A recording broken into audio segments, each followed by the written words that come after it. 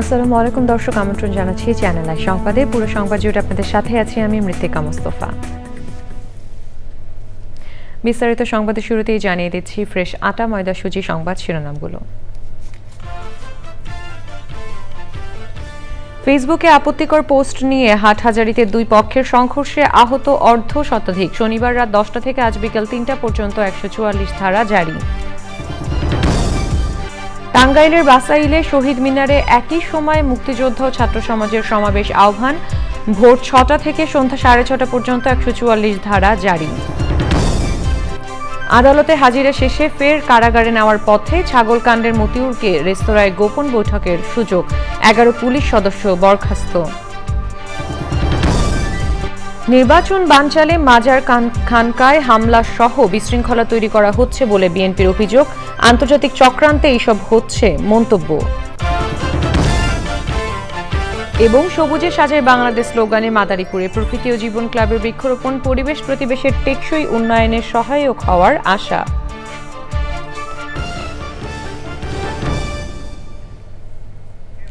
দর্শক, সংবাদ শিরোনামগুলো জানাচ্ছিলাম। এখনকার সংবাদ আয়োজন একই সঙ্গে চ্যানেল আর ইউটিউব চ্যানেলে এবং চ্যানেল আর ওটিটি প্ল্যাটফর্ম আই স্ক্রিনে লাইভ স্ট্রিম হচ্ছে।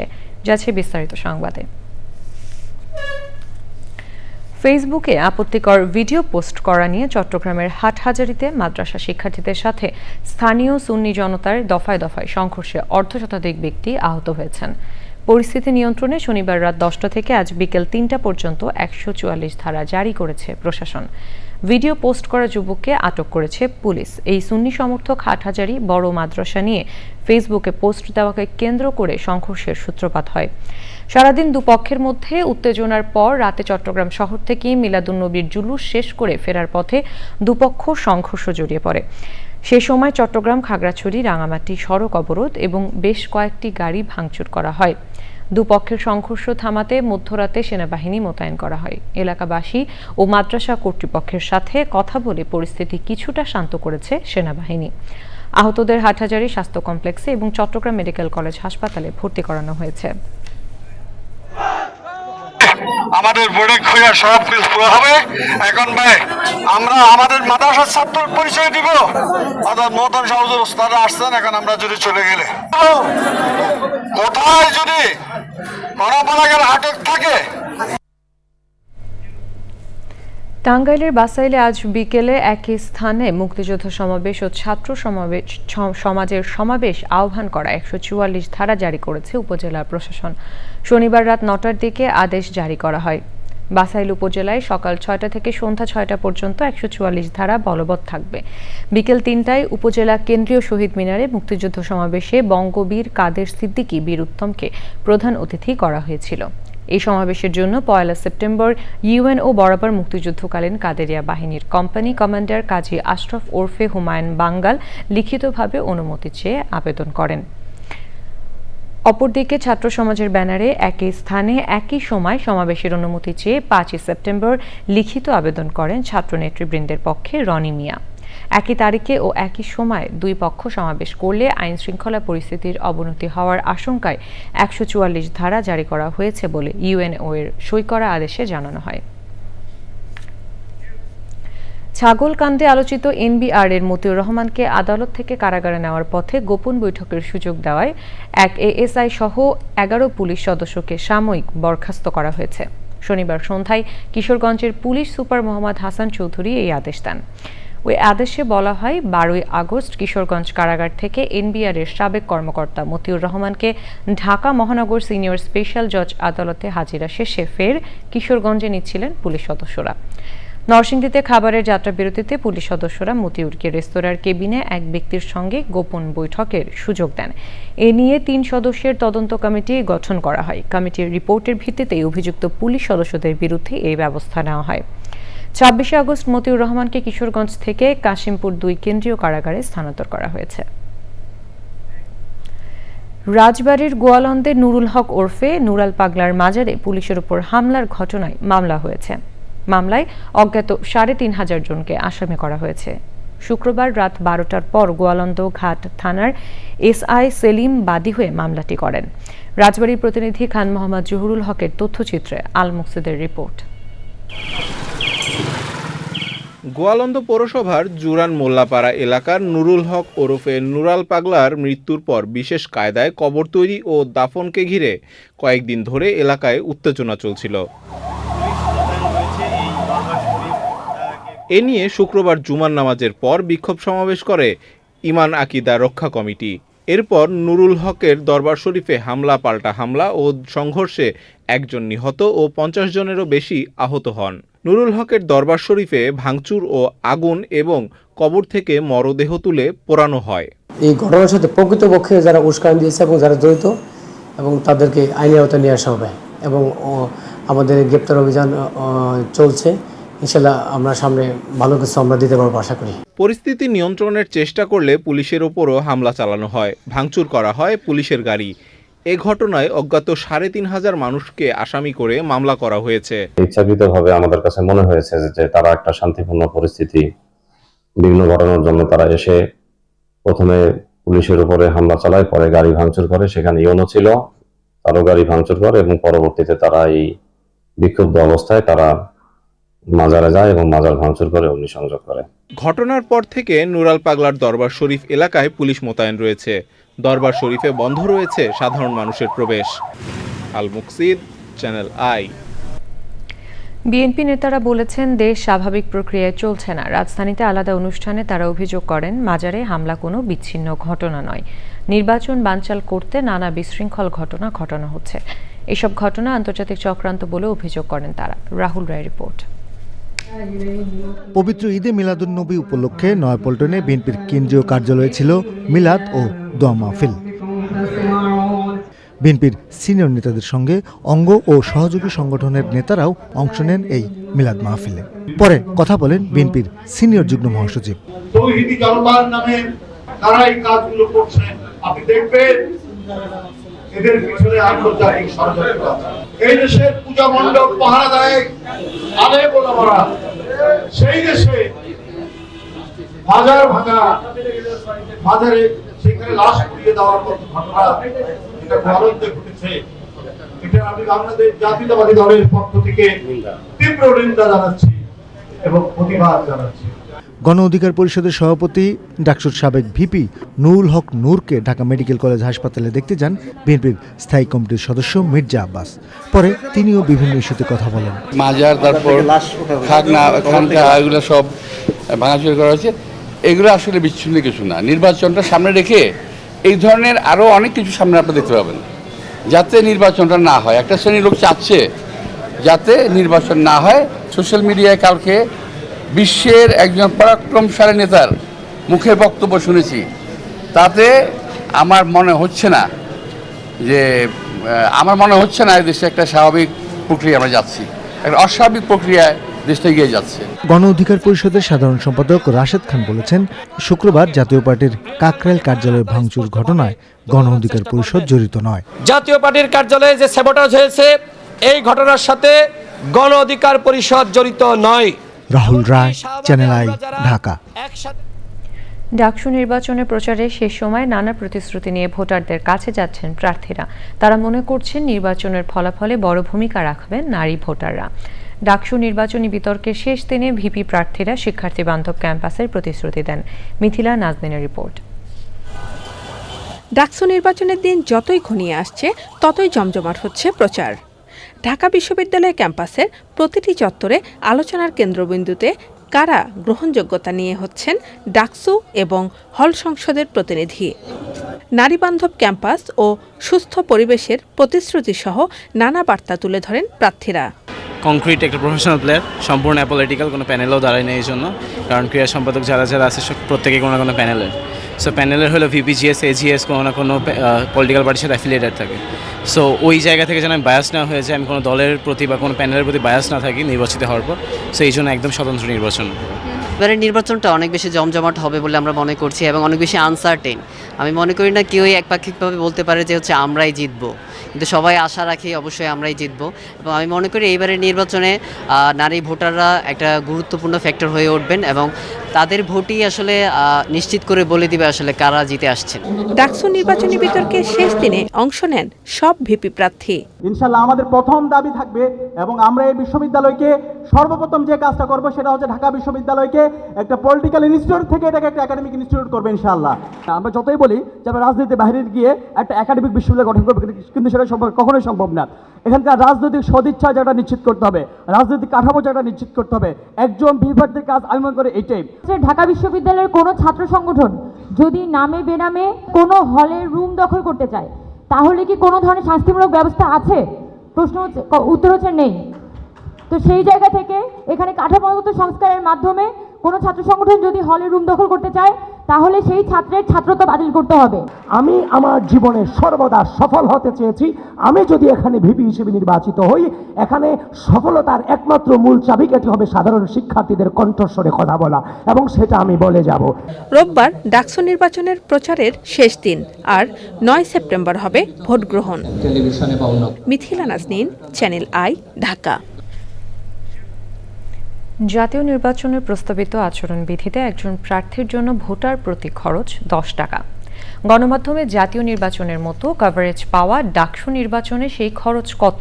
ডাকসু নির্বাচনে আচরণবিধি থাকলেও খরচের কোনো উল্লেখ নেই। তাহলে একজন প্রার্থী কত টাকা খরচ করতে পারবেন? দেখা যাচ্ছে প্রার্থীদের কেউ খরচ করতে পারছেন মাত্র কয়েক হাজার, আবার কেউ লক্ষ লক্ষ টাকা। এই টাকার উৎস কি? বিষয়টি নিয়ে অনুসন্ধান করেছেন সাদি মাহমুদ। মজা করে দরজায় এমন লেখা থাকলেও বাস্তবে যে এটা ঘটছে না এমন নয়। কোনো কোনো প্রার্থীর পক্ষে গণহারে আপ্যায়ন তেমন লুকোছাপা বিষয়ও নয়। এর বাইরে নির্বাচনী আচরণবিধি অনুযায়ী লিফলেট ছাপানো আর প্রজেকশন মিটিং ছাড়াও অনলাইন কন্টেন্ট তৈরিতে কিছু প্রার্থীর খরচ সীমাহীন। কেউ কেউ সীমিত বাজেটে কয়েক হাজার টাকার মধ্যেই খরচ সামলালেও কারো কারো জন্য সেটা অনেক। খরচের এই টাকা আসছে কার কাছ থেকে? আমার যে যতটুকু নিজের আছে এবং পরিবারের কাছ থেকে যে সাপোর্ট নিয়েছি, সেই সাপোর্টগুলো নিয়েই হচ্ছিল লিফলেট, তারপরে হচ্ছে যা হচ্ছিল যে যতটুকু ছবি টবি তোলা বা হচ্ছে ভিডিওগ্রাফি করা, সেগুলো আমরা নিজেদের মোবাইল দিয়েই মোবাইল ভিডিওগ্রাফির মাধ্যমে কিন্তু করছি। অন্যান্য যারা প্রার্থী রয়েছে তারা কিন্তু শুনলাম যে প্রত্যেক হল ব্যাপে যে 50 লক্ষ টাকা করে বরাদ্দ দিচ্ছে। একজন ঢাকা বিশ্ববিদ্যালয়ের শিক্ষার্থী কখনোই কোনো টাকার বিনিময়ে বা কোনো ধরনের কাচ্চি খাওয়ার বিনিময়ে তাদের মাথা বেঁচে দিবে না। আমাদের ফ্যামিলিরও কিন্তু আমাদের প্রতি একটা আসলে রেসপন্সিবিলিটি আছে, কিংবা তারাও একটু এগিয়ে আসছে, সেইগুলো দিয়ে আসলে টুকটাক আমরা এগিয়ে নিয়ে যাচ্ছি। আর আমাদের যে খুব বেশি খরচ হচ্ছে ওই রকমও না। বেশি খরচের অভিযোগ বড় ছাত্র সংগঠনের প্যানেলে নির্বাচন করা প্রার্থীদের বিরুদ্ধে। ভোটারদের উপহারের পাশাপাশি আপ্যায়ন আয়োজনেও টাকা ঢালছেন তারা। ওই প্রার্থীরা অবশ্য অভিযোগ মানতে নারাজ। আমরা রেগুলার আমরা কন্ট্রিবিউট করি, আমাদের যারা শুভাকাঙ্ক্ষী আছে, আমাদের যারা সাবেকরা আছে, তারা আমাদের এখানে কন্ট্রিবিউট করে।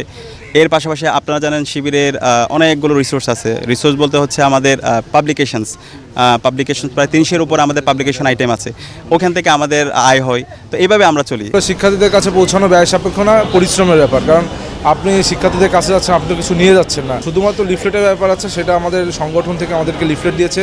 40,000 ভোটারের জন্য 40,000 লিফলেট দিয়েছে, সেই লিফলেটগুলো আমরা বিতরণ করছি। এখন প্রশ্ন উঠছে, এই ব্যয় আসলে কতটা স্বচ্ছ, আর সেটা ভোটের প্রতিযোগিতায় কতটা সমতা রাখতে পারছে? এইটাকে নিয়ন্ত্রণ করার যে মেকানিজম, সেটা বিশ্ববিদ্যালয় কর্তৃপক্ষের কাছে নেই। এখানে যদি বাইরে থেকে টাকা আসে, সেগুলো যদি নির্বাচনী প্রচারণায় খরচ করে এবং সেই নির্বাচনী প্রচারণা যদি আমাদের আচরণবিধির ভেতরে থাকে, তাহলেও আমাদের এখানে আসলে হস্তক্ষেপ করার জায়গাটা খুব সীমিত। তবে আমার বিশ্বাস যে আমার ছাত্রছাত্রীরা, এই বিশ্ববিদ্যালয়ের ছাত্রছাত্রীরা তাদের বিবেক কিংবা তাদের পছন্দ টাকার বিনিময়ে বিক্রি করবে না। সেখানে আমি যদি কোনো প্রার্থী কারোর জন্য কোনো উপঢৌকন আনে, সেটা যদি আমাদের নজরে আসে, তাহলে সেটা পরিষ্কারভাবে আচরণবিধির লঙ্ঘন, সেটা আমরা ইন্টারভেন করছি। আগামী 9 সেপ্টেম্বর হবে ডাকসু নির্বাচনে ভোট গ্রহণ। ভোটারদের মন জয় করতে হলে হলে যাচ্ছেন প্রার্থীরা, পাশাপাশি শিক্ষার্থীদের চায়ের আড্ডাতেও যোগ দিচ্ছেন তারা। তবে শিক্ষার্থীরা বলছেন, প্রার্থী যে দলই করুন বা যত টাকাই খরচ করুন না কেন, ভোট হবে যোগ্যতা আর শিক্ষার্থী বান্ধব প্রস্তাবনার উপর ভিত্তি করেই। সাদি মাহমুদ, চ্যানেল আই, ঢাকা বিশ্ববিদ্যালয়। সবুজে সাজায় বাংলাদেশ এই স্লোগানে সমৃদ্ধ প্রকৃতি গড়তে মাদারীপুরে বৃক্ষরোপণ করছে প্রকৃতি ও জীবন ক্লাব। মোবাইল নেটওয়ার্ক অপারেটর বাংলালিংকের সহযোগিতায় সবুজ প্রকৃতি করার কর্মসূচিতে যুক্ত হয়েছেন তরুণ প্রজন্ম সহ সর্বস্তরের মানুষ। এমন উদ্যোগ পরিবেশ প্রতিবেশের টেকসই উন্নয়নে সহায়ক হবে বলছেন পরিবেশবাদীরা। রাহাত হোসাইনের তথ্য ও ভিডিও চিত্রে আফরোজা হাসির রিপোর্ট। নদীমাতৃক বাংলাদেশের দক্ষিণের দ্বার হিসেবে পরিচিত মাদারীপুর, পদ্মা, আড়িয়াল খাঁ ও কুমার নদী বিধৌত এই জেলার পরিবেশ প্রতিবেশের পুনরুদ্ধারে বাংলালিংকের সহযোগিতায় প্রকৃতি ও জীবন ক্লাবের বৃক্ষ বিতরণ ও রোপণ। সবুজে সাজাই বাংলাদেশ এই প্রতিপাদ্যে মাদারীপুর জেলায় বৃক্ষরোপণ কর্মসূচি পালন করেছে প্রকৃতি জীবন ক্লাব। এই যে আমরা ঝড় ঝঞ্ঝার যে একটা বড় সমস্যায় পড়ি সেটা হলো বজ্রপাত। এই বজ্রপাতকে যদি কমাতে চাই তাহলে কিন্তু আমাদের বড় বৃক্ষ লাগাতে হবে, যেমন তাল গাছ, বৌদ্ধ নারকেল গাছ। এই বৃক্ষ যখন বড় হয়ে যাবে, অনেক বড়, সেই বৃক্ষ কিন্তু এই বজ্রপাতকে টেনে নেয় এবং আর্থিংয়ের কাজ করে এই বড় গাছগুলো। আসুন বাংলাদেশটাকে আমরা সবুজে ছেয়ে ফেলি বৃক্ষরোপণের মাধ্যমে। সবুজায়নের এই উৎসবে শিক্ষার্থী ও শ্রমজীবীদের উচ্ছ্বাসী অংশগ্রহণ।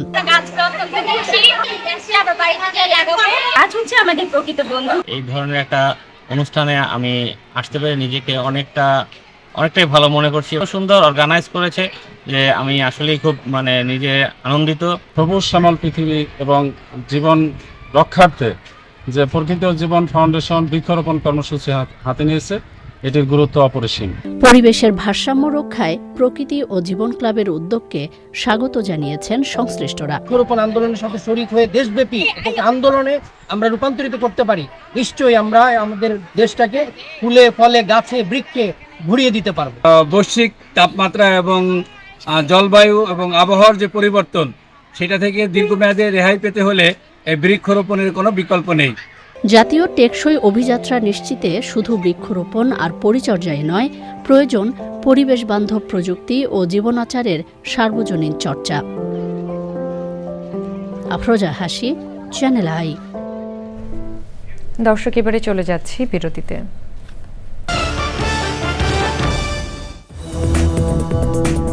দর্শক, ফিরে এলাম বিরতির পর। আজ পূর্ণগ্রাস চন্দ্রগ্রহণ দেখা যাবে বাংলাদেশ সহ পৃথিবীর বিভিন্ন স্থান থেকে। আন্তঃবাহিনী জনসংযোগ পরিদপ্তর আইএসপিআর এর সংবাদ বিজ্ঞপ্তির বরাতে বাসস জানিয়েছে, আকাশ মেঘমুক্ত থাকলে বাংলাদেশ থেকেও চন্দ্রগ্রহণ দেখা যাবে। বাংলাদেশ সময় আজ রাত 9:28 চন্দ্রগ্রহণ শুরু হয়ে সোমবার ভোর পর্যন্ত চলবে। পূর্ণগ্রাস চন্দ্রগ্রহণটি 7 ঘন্টা 27 মিনিট স্থায়ী হবে। নিউ ইয়র্কের আলবানিতে বাংলাদেশ জাতীয়তাবাদী দল বিএনপির 47তম প্রতিষ্ঠা বার্ষিকী উদযাপিত হয়েছে। এই উপলক্ষে বিএনপির আলবানি শাখার পক্ষ থেকে সিটির সেন্ট্রাল এভিনিউর গুলশান ক্যাফের সামনে সমাবেশের আয়োজন করা হয়। আলবানি শাখা বিএনপির সভাপতি আমিনুর রহমান খোকনের সভাপতিত্বে সমাবেশে উপস্থিত ছিলেন আলবানি শাখা বিএনপির সাধারণ সম্পাদক জাহাঙ্গীর আলম সরকার, সিনিয়র সহ সভাপতি মোহাম্মদ তারিকুল ইসলাম তারেক, সহ সভাপতি মোহাম্মদ হাফিজ আলম সহ অন্যরা। ফিলিস্তিনের গাজা উপত্যকায় ইসরায়েলি হামলায় কমপক্ষে 62 জন নিহত হয়েছেন। এ নিয়ে 23 মাস ধরে চলা হামলায় গাজায় নিহত হয়েছেন 64,000-এর বেশি ফিলিস্তিনি এবং আহত হয়েছেন 1,62,000-এরও বেশি। গাজার স্বাস্থ্য বিভাগের প্রতিবেদনে বলা হয়েছে, 2023 সালের 7 অক্টোবর নৃশংস হামলা শুরুর পর থেকে 19,000-এর বেশি শিশু নিহত হয়েছে। এমন পরিস্থিতিতে ইসরায়েল যদি গাজা নগরী দখলের অভিযান এগিয়ে নেয় তাহলে বিপর্যয়কর পরিস্থিতি দেখা দেবে বলে সতর্ক করেছে জাতিসংঘ।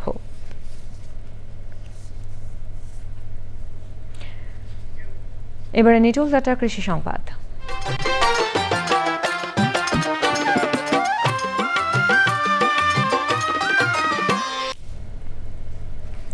গাইবান্ধায় অনুকূল আবহাওয়া এবছর পটলের আবাদ ভালো হয়েছে। ক্ষেতের পটল উঠানো ও পরিচর্যার কাজ করছেন চাষিরা। ফলন ভালো হওয়ার পাশাপাশি বাজারের দাম ভালো পাওয়ায় খুশি কৃষক।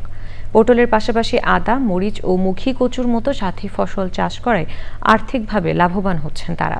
গাইবান্ধা প্রতিনিধি ফারুক হোসেনের তথ্য ও ভিডিও চিত্রে আল মুকসিদের রিপোর্ট। জেলার 7 উপজেলাতে পটল চাষ হলেও সবচেয়ে বেশি পটল চাষ করে গোবিন্দগঞ্জ, পলাশবাড়ী, সাদুল্লাপুর উপজেলার কৃষক। কার্তিক মাসে জমিতে মাচা করে কৃষক পটল চাষ করে আর চৈত্র মাস থেকে ফলন ওঠানো শুরু হয়। অনুকূল আবহাওয়ায় রোগবালাই ও পোকামাকড়ের আক্রমণ কম ও বাজার দর ভালো পাওয়ায় এ আবাদে আর্থিকভাবে লাভবান হচ্ছেন চাষি। পটল আবাদটা লাভজনক আবাদ, কারণ দীর্ঘদিন বেচা যায়। বর্তমান 1200 চলেছে, আগামী বেচলাম 2300, 2400, 2200।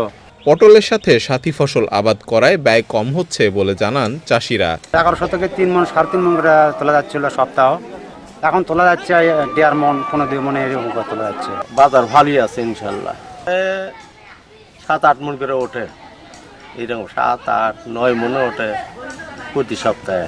বাজারে পটলের চাহিদা বাড়ায় কয়েক সপ্তাহ পূর্বে বাজারের প্রতি মণ পটল 2000 থেকে 2200 টাকায় বিক্রি হয়েছে বলে জানান পাইকার ও ব্যবসায়ীরা।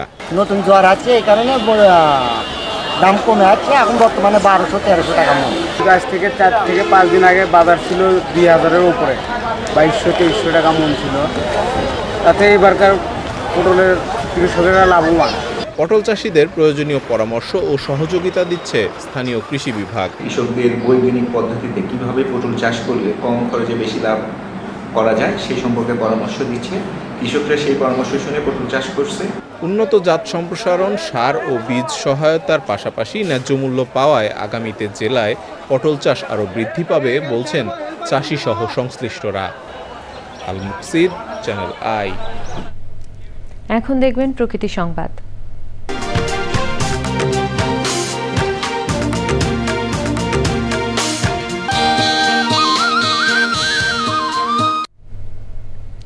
বৃক্ষরোপণে নতুন করে সাজিয়ে তোলা হয়েছে নড়াইল জেলা পরিষদ। জেলা প্রশাসন ও জেলা পরিষদের যৌথ উদ্যোগে জেলার বিভিন্ন স্থানে রোপণ করা হয়েছে 3000-এর বেশি ফলদ, বনজ ও ঔষধি গাছের চারা।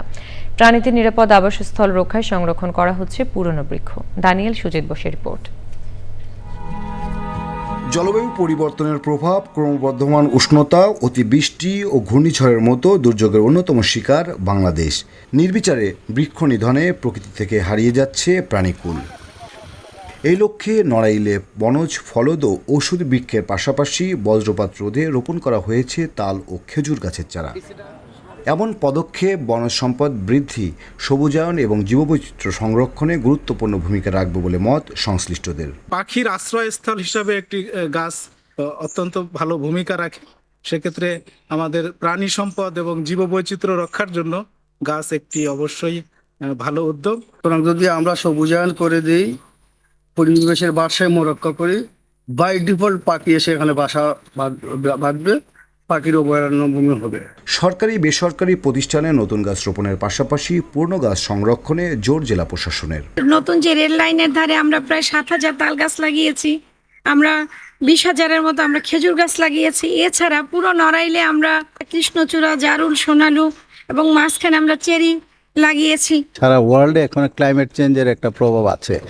এই গাছ লাগালে পরিবেশে একটা ভারসাম্য রক্ষা হবে। আশা করি ভবিষ্যতে এই গাছগুলি যখন বড় হবে ডিভিশনবাসী উপকৃত হবে। ভবিষ্যৎ প্রজন্মের বাসযোগ্য ধারিত্রী বিনির্মাণে এই ধরনের সবুজায়ন কর্মসূচি সহায়ক ভূমিকা রাখবে বলছেন পরিবেশবাদীরা। নড়াইল থেকে Daniel Sujit Bose, channel I. দর্শক, সবশেষে ফ্রেশ আটা ময়দা সূচির সংবাদ শিরোনামগুলো জানিয়ে দিচ্ছি আরও একবার। ফেসবুকে আপত্তিকর পোস্ট নিয়ে হাটহাজারীতে দুই পক্ষের সংঘর্ষে আহত অর্ধ শতাধিক। শনিবার রাত 10টা থেকে আজ বিকেল 3টা পর্যন্ত 144 ধারা জারি। টাঙ্গাইলের বাসাইলে শহীদ মিনারে একই সময়ে মুক্তিযোদ্ধা ও ছাত্র সমাজের সমাবেশ আহ্বান। ভোর 6টা থেকে সন্ধ্যা 6:30 পর্যন্ত 144 ধারা জারি। আদালতে হাজিরা শেষে ফের কারাগারে নেওয়ার পথে ছাগলকাণ্ডের মতিউরকে রেস্তোরাঁয় গোপন বৈঠকের সুযোগ। 11 পুলিশ সদস্য বরখাস্ত। নির্বাচন বানচালে মাজার খানকায় হামলা সহ বিশৃঙ্খলা তৈরি করা হচ্ছে বলে বিএনপির অভিযোগ। আন্তর্জাতিক চক্রান্তে এসব হচ্ছে মন্তব্য।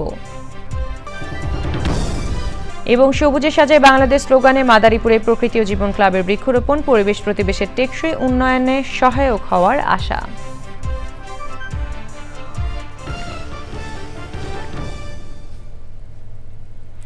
চ্যানেল আইয়ের সর্বশেষ সংবাদ জানতে ভিজিট করুন channelionline.com এবং যুক্ত থাকুন আমাদের সোশ্যাল মিডিয়া প্ল্যাটফর্মগুলোর সাথে।